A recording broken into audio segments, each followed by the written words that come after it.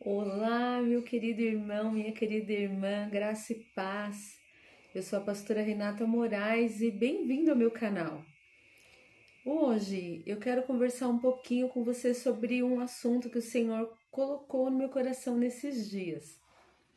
Estava lembrando, estudando sobre algumas coisas e quero te levar a construir um raciocínio comigo. Fim dos anos 60, início dos anos 70, o movimento hippie estourou nos Estados Unidos, trazendo uma mensagem de paz, amor, não faça guerra. E por que eu tô falando isso, né?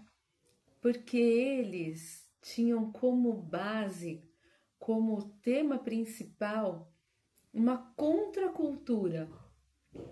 Então havia uma cultura vigente na época, né, para aqueles dias, e eles se levantaram com uma contracultura. Então, eles traziam mensagens que iam em confronto com aquilo que eles estavam vivendo, com aquilo que eles aprenderam dos pais, né? Então, de uma forma equivocada, né, mas muito pertinente para aqueles dias, foi um grito de liberdade. Mas eu quero te dizer, por que eu tô falando isso, né? Porque o nosso Jesus também instituiu uma contracultura. Então, nos dias de Jesus havia uma religiosidade vigente, né? Um sistema farisaico, uma religião rígida, cheia de regras, cheia de dogmas, cheia de restrições, né? E quando o Senhor Jesus ele começa seu ministério, ele foi batizado nas águas, ele foi impelido pelo Espírito Santo ao deserto, ele vence a tentação no deserto, ele sai de lá no poder do Espírito Santo, segundo escreveu Lucas, né, no seu capítulo 4. E aí Mateus nos informa que ele sobe o monte e começa a ensinar os seus discípulos. Então, o John Stott, ele escreveu um livro que ele vai chamar esse sermão, né, esse movimento de Jesus como a contracultura cristã. Então, nós cristãos também temos a nossa contracultura, que foi ensinada no Sermão do Monte por Jesus. E são 2 capítulos do Evangelho de Mateus, dos 5 ao 7, em que o Senhor Jesus ele ensina a maneira de viver do reino. A contracultura cristã é a cultura do reino, é a cultura do céu. E aí, o Senhor Jesus, ele vai desfazer, ele vai ressignificar a maneira de viver a vida. Ele vai ensinar a maneira de viver da nova criatura. Então, para quem é cristão, para quem está na caminhada da fé há algum tempo, já cansou de ouvir esse versículo, né? Aquele que está em Cristo, nova criatura é. Então, nós somos novas criaturas criadas à imagem e semelhança de Deus. Mas para a nova criatura, uma nova vida. Não há como ser uma nova criatura se nós continuarmos a viver nas velhas práticas, na velha maneira de viver a vida, né? Por mais que eu procure uma outra forma de falar isso, não tem, né? Então nós tínhamos hábitos, costumes que nós aprendemos dos nossos pais, dos nossos amigos, do meio em que nós vivemos, né? E convivemos no decorrer da vida. Até que um dia nós tivemos um encontro com Jesus recebemos Jesus como nosso único e suficiente Salvador. Só que agora, se Ele é o meu Senhor, né? Se Ele é o meu Deus, o meu Pai, eu tenho que aprender a maneira de viver que agrada o meu Pai, né? Que agrade o meu Salvador, que ateste que eu sou uma nova criatura, né? Então, 2 Coríntios 5:24, se eu não me engano, diz que nós somos embaixadores de Cristo. Quando um embaixador é designado a uma nação, ele representa aquela nação. Ele se torna um representante do seu país naquela nação para a qual ele foi designado. E assim é na nossa vida, né? Então nós estamos no mundo, não somos mais desse mundo, mas estamos aqui como embaixadores. Então nós representamos o reino do qual nós fazemos parte. E esse reino, ele tem as suas leis, ele tem as suas regras, né? Ele tem a sua movimentação, a sua maneira de existir e de se movimentar. E é essa movimentação que o Senhor Jesus ensina nesses capítulos, né? Nesse sermão que ele deu ali na montanha, né? No monte. E uma frase recorrente nesse sermão é: ouvistes o que foi dito, mas vós fareis assim. Então ele está desconstruindo, ele está ensinando, né? Ele está ressignificando a maneira das pessoas, né? Dos seus discípulos viverem. Ele está dizendo: olha, vocês aprenderam assim, mas a partir de agora não é assim que vocês vão fazer dessa maneira. Então,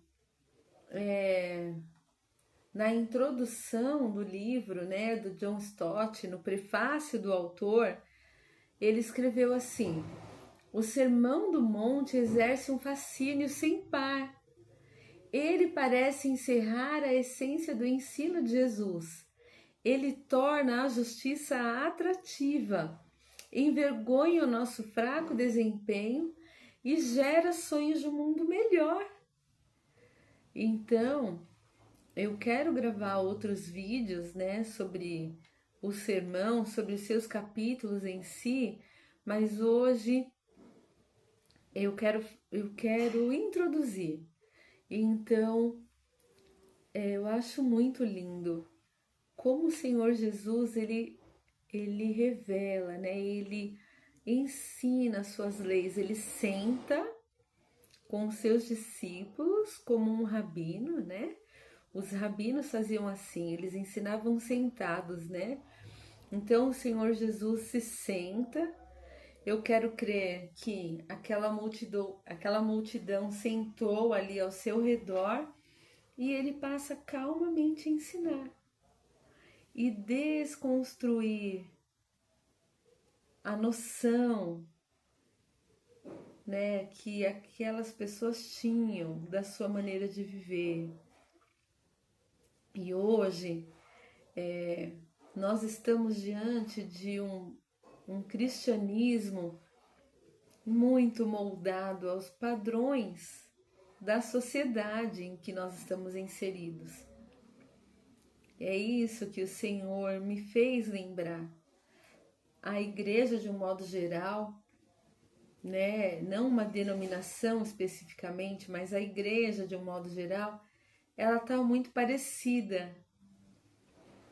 Ela não tem muito feito diferença nesses dias, né? Não tem sido transformadora. Ela tem gerado adeptos, não discípulos, né? Então, é meio que como você fazer a carteirinha de um clube que te garante acesso, né? À área da piscina, à área da sauna, né? Então, aderir a uma denominação te dá acesso a algumas coisas que nós não conseguiríamos, né? As pessoas não conseguiriam de outra forma, mas não tem gerado transformação. E o Sermão do Monte, revelado logo no início do ministério de Jesus, na verdade é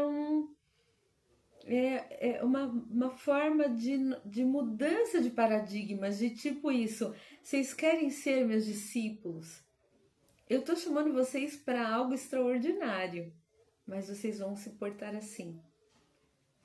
Então, é tempo da igreja tomar posse dessa contracultura cristã. É tempo da igreja realmente fazer a diferença e sair, furar a bolha, sair, né, dessa mesmice, né, e entender que nós não fomos chamados por Deus para ser semelhantes ao mundo, mas para ser sal. E isso está escrito, né, em Mateus 5, durante o sermão, em que o Senhor Jesus diz assim: olha, gente, vocês são o sal da terra. Se o sal perder o sabor, não serve mais para nada. Então, já ouvi algumas pessoas dizerem, né, sobre a questão do sal pelo seu poder de conservação. Ah, ok. Mas o Senhor Jesus, ele está dizendo ali, se o sal perder o sabor, então se o sal deixar de exercer o seu poder de influência, o sal faz a diferença onde quer que ele seja colocado. Ele muda o sabor do alimento, ele muda o sabor daquele prato, ele muda. E é assim, o cristão, ele tem que ter esse poder de influenciar de uma forma que ele mude a atmosfera, ele mude a essência daquele lugar em que ele está inserido. Então, a gente precisa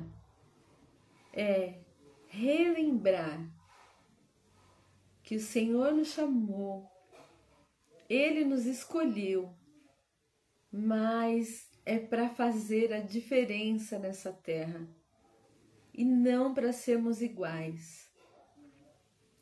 Quando o Senhor tirou o povo do Egito e levou eles para o deserto, Ele entregou a lei para Moisés no Monte Sinai, escrita com o seu próprio dedo em tábuas de pedra. O Senhor Jesus, ao iniciar o seu ministério, chamou seus discípulos, subiu no monte e ensinou o real sentido, o significado da lei, dessa lei do céu, dessa cultura do céu. E se nós queremos ser seus discípulos, nós precisamos tomar posse dessa cultura do céu, dessa cultura do reino de Deus, que é uma contracultura. A maneira como o mundo entende, né, a vida e diz total respeito à nossa cosmovisão cristã. Então, eu vou gravar o próximo vídeo falando, antes de entrar mesmo no sermão, sobre a cosmovisão, para ter um apanhado mais amplo daquilo que eu estou querendo dizer. Mas que nessa introdução o Senhor desperte você para essa realidade, que o Senhor espera de nós é que nós continuemos fazendo a diferença nessa terra e nesse mundo, para que nós possamos realmente formar discípulos para o reino, né? E não sócios de um clube, porque o cristianismo nunca foi um clube, né? Mas ele é aquele lugar em que nós nos preparamos para um dia estar com Cristo. Ele é um estilo de vida, né? Então é isso. Que o Senhor te abençoe, que você tenha um final de dia muito abençoado, ou início de dia, dependendo da hora que você estiver vendo esse vídeo. Em nome de Jesus. Beijo, tchau!